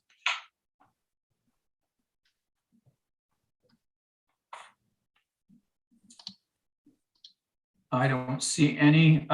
Just a maybe a comment or a question through to you, Madam Deputy Clerk. So in the proposed calendar, there are only 10 committee of the whole meetings that I count, and there are several months where we have one meeting, and I just wondered if that. I can't tell you that I went back to 2021 to see what we had, but I was thinking we had a committee of the whole meeting pretty much every 2 weeks or 3 weeks. That was the way we had originally set it up. So it just seemed like the meeting schedule was light for calendar 2022, and of course ends at the end of July. For sure, through you, Councillor McPherson, Chair McPherson, we did have a decrease of our meetings due to the impacts of the election going on, as well as other requirements. So, the town clerk would like to jump in as well. Yeah, so Councillor McPherson, I do want to address that there is some flexibility here in that should we have,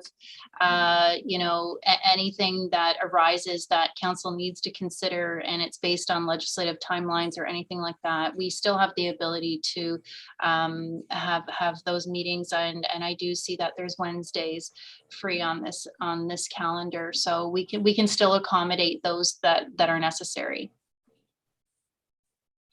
Okay, very good.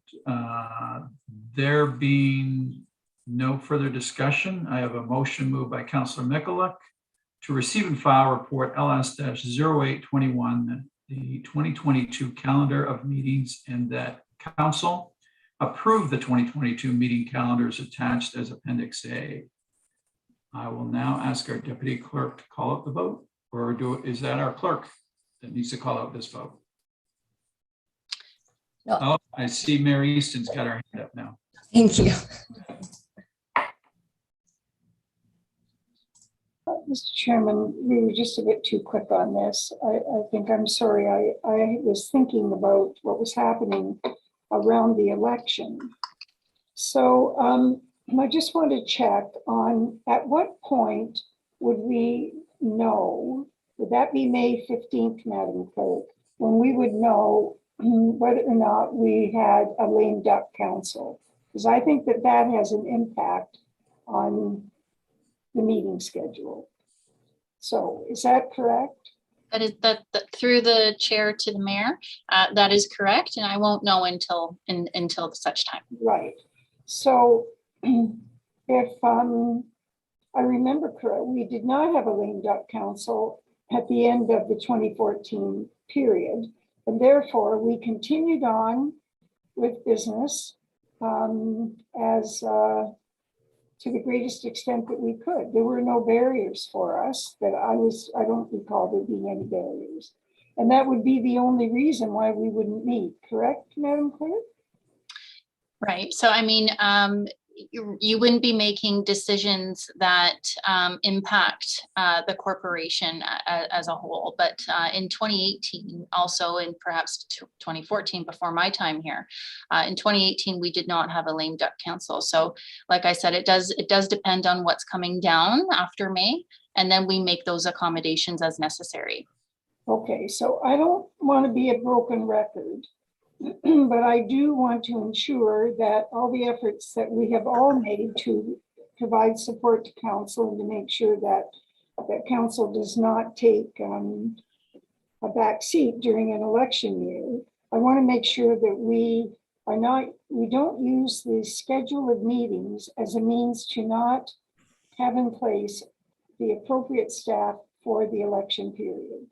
That's my point. And I will continue to say that because I believe that it's my job to make sure that council has the support that it needs, barring an actual vote in that direction. So, Mr. Chairman, I just want to make sure that we all understand what we're going to be confronted with. If we leave the schedule as it is, then as it would normally be without an election, then I'm 100% assured that if we need those meetings are going to take place.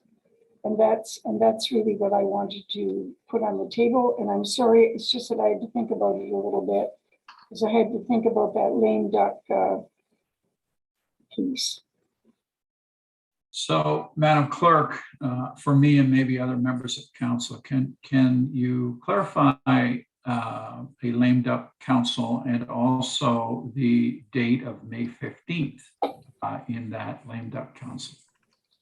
So lame duck council pertains to that the majority of members are not running or going to continue, and so you have a gap in this period of time, and the May time frame is when nominations can take place, and so then we kind of know who's coming, basically who's going to continue, and it just provides a mechanism for the corporation, for a municipality to protect the decision-making structure. And I guess that would then force this current council to raise their hand or not by the 15th of May and not the 22nd of August. Right. So with a lame duck, like you just touched on in the mayor, there's restricted powers of council, right? So there's mechanisms in place that council would have to adhere to if that takes place. Okay. So I called out the motion. Can we put it to a vote? Madam? Yes, we can. Thank you. Councillor Brunei for the approval of the meeting schedule. Yes. Thank you. Councillor Patriva, Yes. Councillor Micklick, Yes. Chair McPherson, Yes. Deputy Mayor Russell, Yes. Councillor Regima, Yes. Councillor Reimer, Yes. Mayor Easton. Yes. Thank you. That carries. We will now consider item 7.3.3, 2021 Q3 financial report, FN-20-21. Our Associate Director of Finance and Administration will be providing an overview for us. Terry, please go ahead. Hello, Council. And just before I start the presentation, I've been asked to extend some heartfelt appreciation to Lawrence on behalf of the finance team. He has a sign in his office saying, "Make stuff happen." And he's always full of stuff that engages and empowers the team to provide exemplary service to the community, whether he's driving out to hand deliver forms to a resident or helping a deaf property owner at the town counter. He's always willing to roll up his sleeves to make stuff happen. So as he nears the end of his first year at Lincoln, our team wants council and the public to know how much we appreciate Lawrence and the example he sets for us every day. So with that, now I will start up the presentation. Yes, yes. Nice round of applause. Okay, and share. So Lawrence and I are both happy to be here as we continue to follow through on our commitment to provide council with timely information on the financial affairs of the municipality. As always, feedback is welcome, no encouraged, and whether it's about the type of information or the level of detail. Tonight, council will be treated to a financial update for the year up to the end of the third quarter, September 30th, 2021. The quarterly financial updates provide a snapshot of the town's fiscal activity as of a point in time. Tonight, we're looking at the financial information highlights, covering key fiscal drivers such as savings and pressures that we're tracking. And finally, we'll close the presentation out with a few additional points and the next steps in the fiscal cycle. The council report that's before you focuses on our current financial results as it relates to our approved budget and key financial drivers, provides year-over-year comparisons for our revenues and expenses over the same time period so that you can see how we're tracking. And later in the presentation, we'll discuss some of the fiscal pressures along with savings and strategies to mitigate them before the end of the year. I want to note that even though we're tracking in-year fiscal pressures, we've also identified savings to address them. So no unmanageable risks have been identified at this time. Also coming up will be a procurement update with information about the number and value of procurements that staff have worked on to date, including some large and innovative projects we've done this year. And near the end of the presentation, we'll look at a high-level summary of the 2021 approved capital projects. This is a roll-up of the town revenues. It includes our current actual year-to-date results, how we're tracking in year with percents, and a comparison to prior year actuals. A more detailed breakdown of revenue and expenditures by departments included at the end of the presentation. So as you can see here, at the end of the third quarter, with 75% of the year completed, the towns collected 76% of our forecasted revenues. So this means that we're on track to meet our revenue target for the year. But you'll also notice that we're significantly ahead of our revenue projections for taxation other, but behind on both our user fees and service charges and our financial revenue lines. In taxation other, the surplus is due to in-year processing of supplemental property tax bills. The user fees and service charges are slightly lower, and we're expecting to see pressures as recreation revenues continue to be impacted by COVID. However, Lincoln has already received announcements of unbudgeted grants, including an additional $460,000 for COVID-19 recovery to offset this potential shortfall. The financial revenue tracking to be lower than forecasted due to lower than anticipated investment income and the allocation of investment income to reserve funds rather than general revenues. In the end, we're still expecting total revenues to be close or above the 2021 budgeted amounts. We continue to refine and improve our reporting to council based on the feedback we receive. As you can see, we wanted to show not only how we're performing year to date for each revenue category, but also how we expect to end the year. Based on our projections and how we performed in Q4 for prior years, we expect to meet the revenue targets. When we take a closer look at the various revenue categories, water and wastewater charges are expected to end a little bit higher due to continued high usage and slightly higher fixed fees. However, any divisional surpluses will go back into supporting our water and wastewater infrastructure. For taxation other, as I mentioned, it's the supplemental property tax bill. So Lincoln has been seeing a lot of growth, and as MPAC assesses the new and upgraded builds, the town receives additional in-year taxes before they're added to the tax roll for next year. As I mentioned, financial revenue is going down due to lower investment income. Now we turn to the roll-up of the town expenditures, again with the current year-to-date actuals, how we're tracking in year and as compared to prior year actuals. You can see at the end of the third quarter, again with 75% of the year complete, the town has spent 73.9% of its forecast, and it's on track to not exceed our expenditure target for the year. For most items, we're generally below our approved expenditure budget, but we're slightly over on the compensation and financial expenditure lines. So when we take a closer look at the various expense categories in compensation, the actuals have increased slightly from prior years, but it's minimal and primarily due to cost of living increases, lower staff vacancies this calendar year, and a few voluntary retirements and organizational departures. Operational services and supplies, the current savings are driven from Public Works Department, water and sewer consulting and general contractors are lower than budgeted.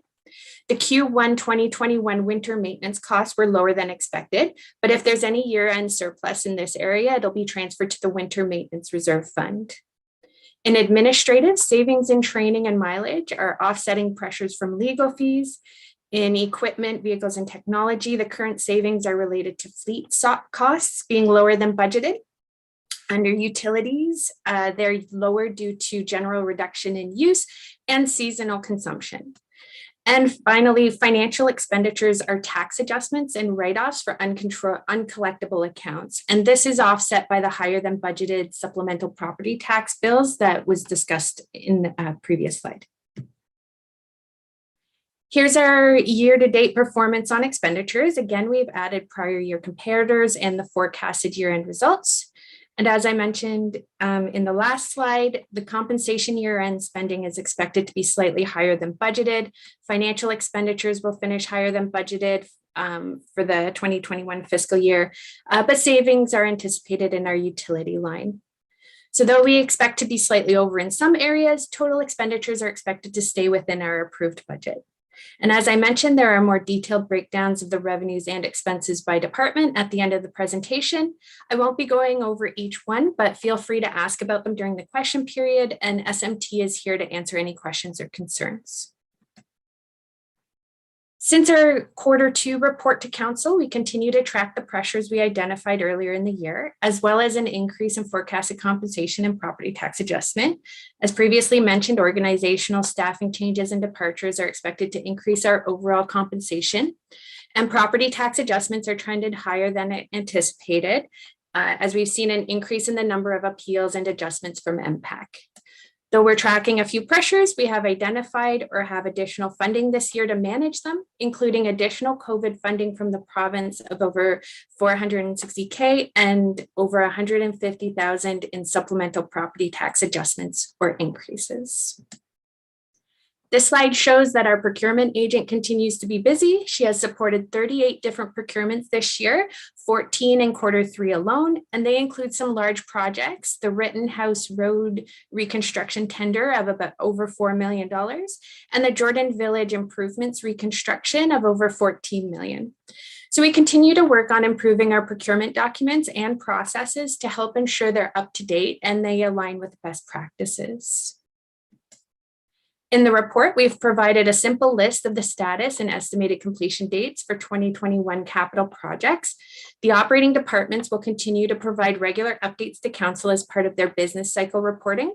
And I'm just going to highlight that during the community services and infrastructure portion of tonight's committee meeting, Public Works will be providing a more fulsome project update. So there are 11 projects complete and 6 more expected to be done by the end of 2021. There are also 3 projects that have been delayed due to supply chain issues and shifting priorities. We'll continue to monitor both our fiscal position for the final quarter, and we've already begun planning for the 2021 year end. We expect to provide council with our Q4 2021 preliminary financial update in the first quarter of 2022, and our annual financial report will be provided alongside our 2021 audited financial statements, which is expected mid-year in 2022.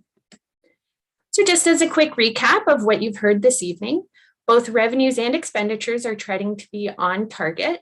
The minor financial pressures we're tracking are expected to be mitigated through additional COVID monies and increased supplemental taxes. And procurement is staying active with 38 formal procurements completed or in the process to close, all valued at 30.6 million. So with that, we'd like to open the floor for any questions council may have, and thank you for your attention. Thank you, Terry. Do members of council have any questions?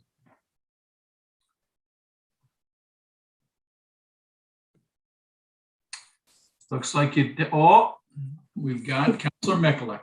Thought you had them dazzled, Terry. Thank you, Mr. Chair.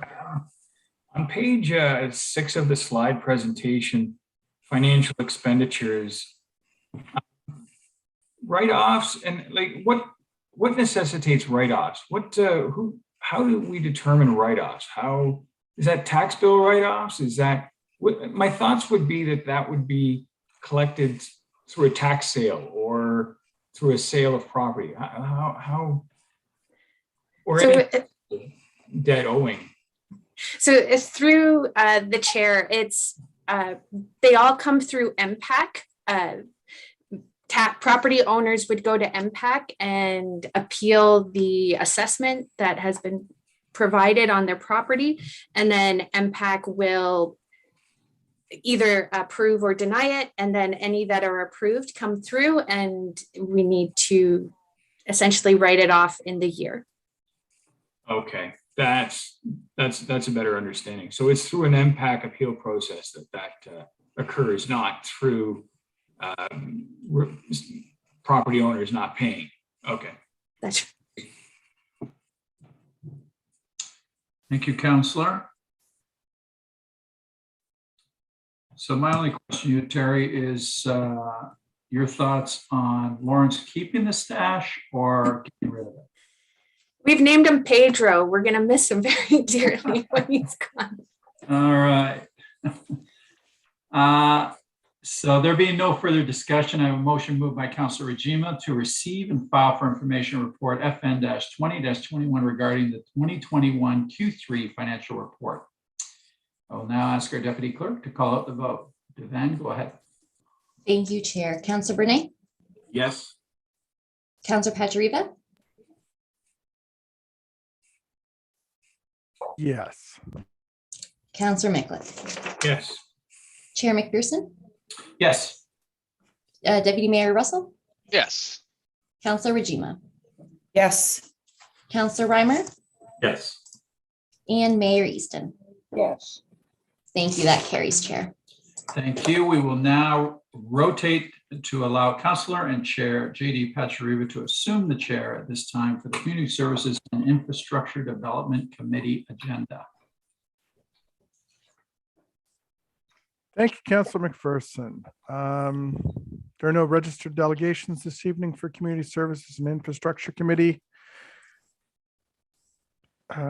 Consent agenda, we are now considering item 8.2, the consent agenda inclusive of item 8.2.1 age-friendly advisory committee minutes of October 7th, 2021, and 8.2.2 museum advisory committee minutes of October 21st, 2021. Would any member of committee like to remove this item from the consent agenda to discuss?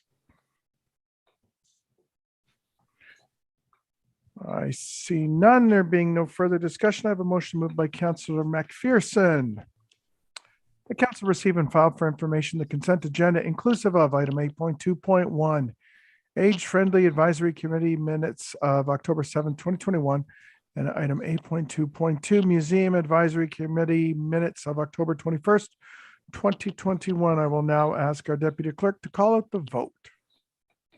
Thank you, Chair. Councillor Bernay, Yes. Chair Pachariva, Yes. Councillor Mikulik, Yes. Councillor McPherson, Yes. Deputy Mayor Russell, Yes. Councillor Regima, Yes. Councillor Reimer, Yes. Mayor Easton. Yes. Thank you. That carries, Chair. Thank you, Devan. We will now consider item 8.3.1 in our report section, 2021 Q3 and Q4 Public Works Project. Update report number 1, PW 33-21, our Director of Public Works, Mr. Dave Graham, will be providing us with an overview. David, the floor is yours. Thank you, Chair Pachariva, and I'd like to thank Mayor Easton and members of council for giving us the opportunity tonight to provide you a brief presentation on our Q3 and Q4 Public Works projects. And, I'll just get it up here. Yes. Dave, if you want to let me know. Sure. Thanks, Madam Clerk. And So can you see it myself, on- yeah, no, that's great.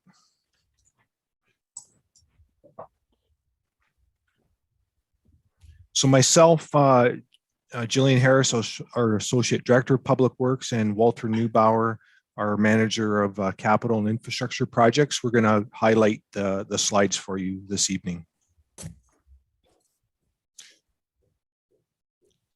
So, Madam Clerk, I think it's showing up in different slides. Mhm. Okay.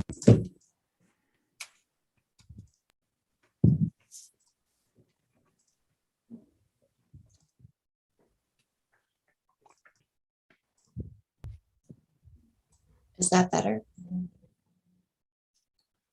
You can still see the ones on the left side, but it's better than it was. Yeah, can we go? Can we not go full screen with this, Tavan? Still shows. Yeah. Let me just change which it's viewing. One moment.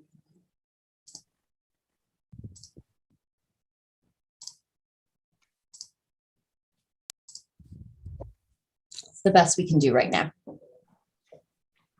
Okay, no problem. So next slide, please. So again, it's just important to highlight that our public works projects are in alignment to council's strategic priorities, especially with when we look at our connected community and resilient community elements of those priorities. Next slide, please. So this provides a bit of a dashboard summary of our projects. As you can see, we have a lot of projects, 28 in total. A good balance between those projects as it relates to our investment in both transportation and environmental.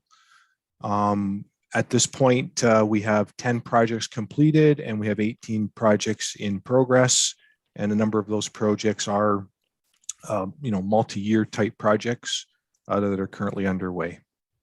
And one thing I'd like to add to that we've included in this particular report update is we've included at the end of the report on, I believe it's pages 15 and 16, a list of regional projects in our community. And moving forward, we are going to continue to build on that list, provide council and the residents more detail and on the regional projects moving forward. And I'd like to thank Chair Pachariva and Mayor Easton for suggesting that in our agenda review, because I think it's a great way to also provide updates on regional projects. Next slide, please.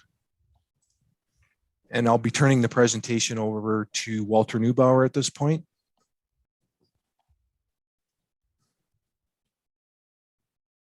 Oh, you're on mute. Thanks, Dave.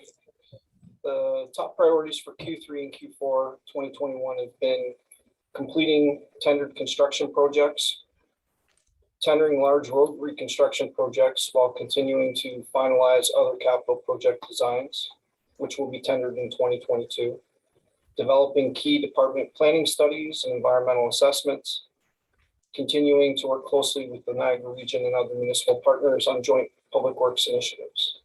Next slide. Some of our transportation highlights from Q3 and Q4 include the Beamsville truck route implementation study that was completed, and the next steps remain a high priority. Lincoln Avenue Phase 1 reconstruction was completed.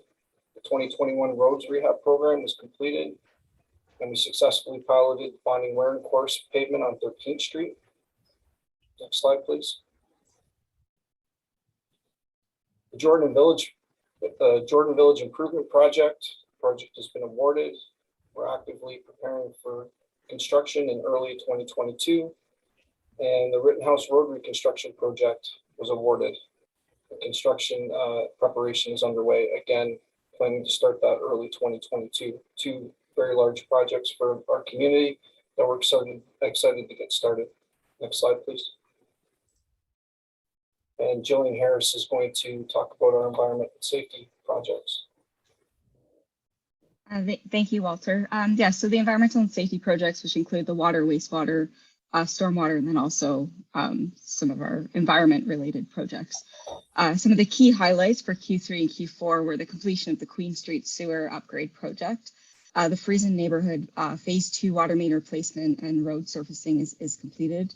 And the Hickson Zone 2 pumping station upgrades have been completed, and we are working with the region on optimizing the interaction with the reservoir just to keep the water in its best life and tasting as great as possible for our residents. You can go to the next slide, please. Another key highlight, and definitely one that is being well enjoyed, is the Concho Creek Naturalization, the Phase 2 portion. So it is completed and open to the community. There will be some additional grading works and some repairs done in the spring.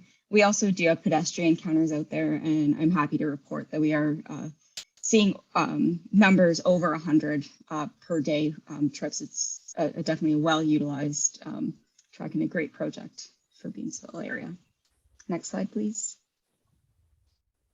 And then as well with what we've been working on are the two Lakeshore Road EA projects.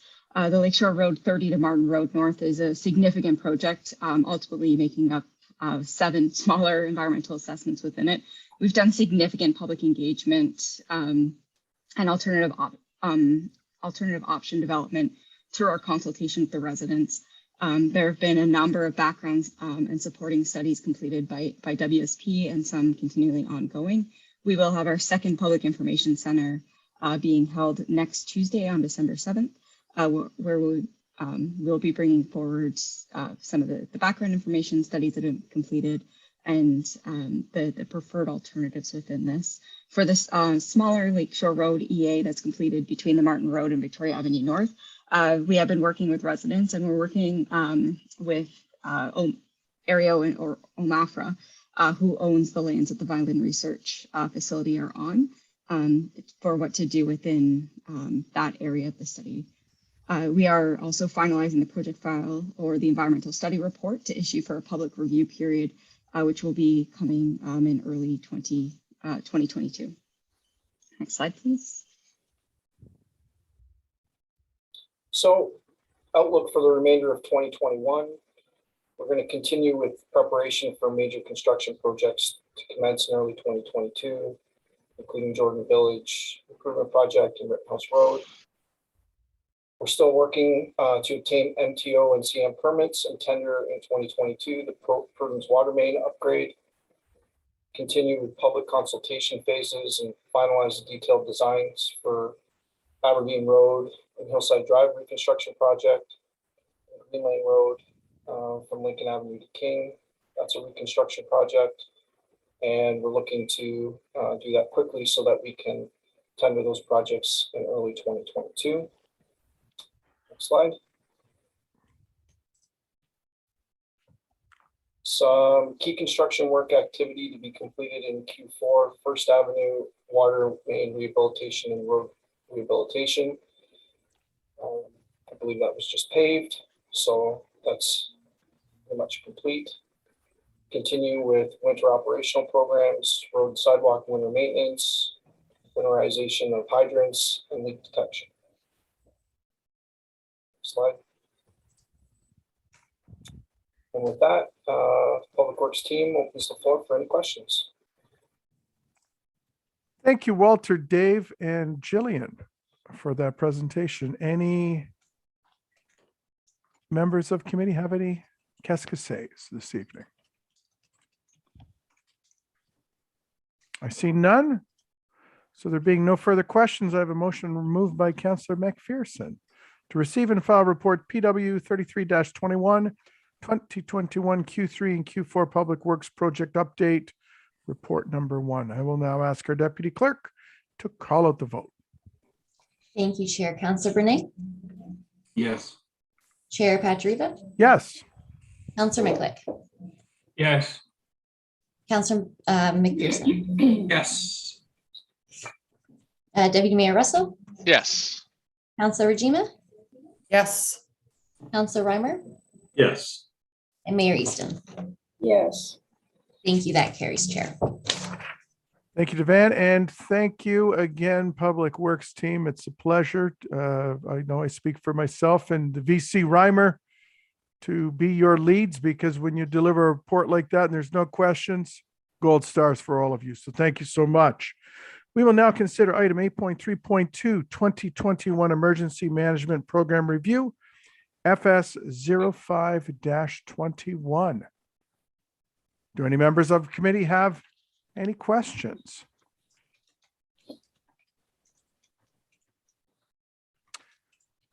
There being no further discussion, I have a motion moved by Councilor Reimer to receive and file for information report FS 05-21 regarding the 2021 Emergency Management Program Review. I will now ask our Deputy Clerk to call out the vote. Thank you, Chair. Councilor Bernay, Yes. Chair Pachariva, Yes. Councilor Miklick, Yes. Councilor McPherson, Yes. Deputy Mayor Russell, Yes. Councilor Rajima, Yes. Councilor Reimer, Yes. Mayor Easton. Yes. Thank you. That carries, Chair. Thank you, Devan. Thank you, Chief. And Ms. McGrath. We have no confidential items this evening. Any committee remarks? Councilor McPherson. Thank you, Chair Pachariva. And just a very quick shout out to Jessica Wilson and her team, as well as all of those that were involved in the Starlight Market and tree trimming, tree lighting down in Jordan. A very, very enjoyable evening. Many that I talked to over at the museum were thrilled with the market and what had been pulled off in what seemed to be a very short period of time. So certainly to that group there for their creativity and for really putting on a great evening. My kudos as a ward councillor, and look forward to next year. Thank you, Mr. Chair. Thank you, Councilor McPherson. There being no further business, I call this meeting adjourned at 10:53.